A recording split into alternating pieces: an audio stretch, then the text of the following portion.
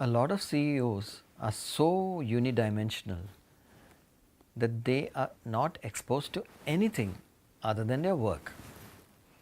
They are giving it their all 24 hours a day.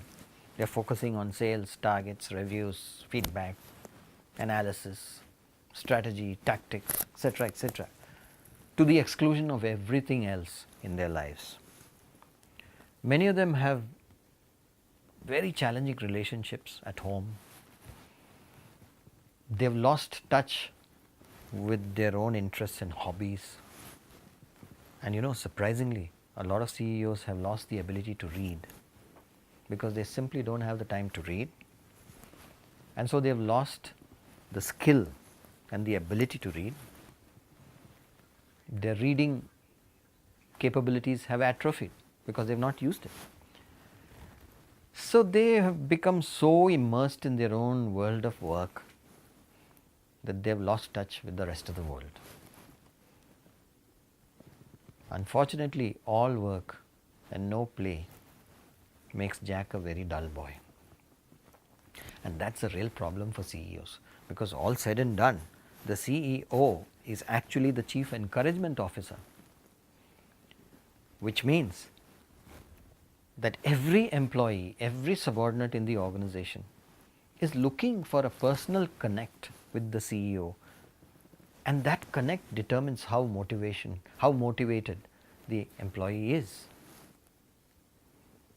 So actually the CEO is the custodian of the motivation of the entire organization. But how can he do that when he is not aware of the nuances involved in the relationship with people, when he is not aware of the thoughts and feelings of anybody in his circle, because he is so focused on plans, numbers, analysis. He has become so left brain oriented that he has lost touch with his right brain.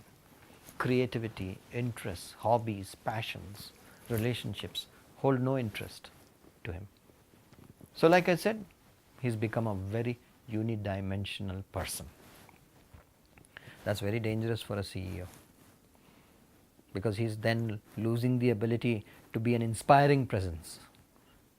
He's losing the ability to become a role model. In other words, he's losing his leadership edge. So a CEO needs to open the windows and doors of his mind and his heart.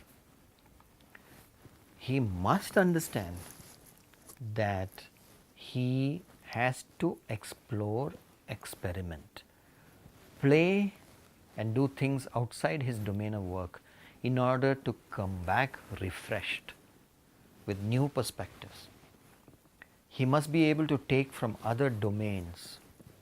He must experience change away from work in order to come back refreshed and rejuvenated. Many of us have seen, for example, the Indian cricket team playing soccer on an off day. It's a completely different ball game, isn't it? Why play soccer when all you're doing is hitting a ball to the boundary and fielding?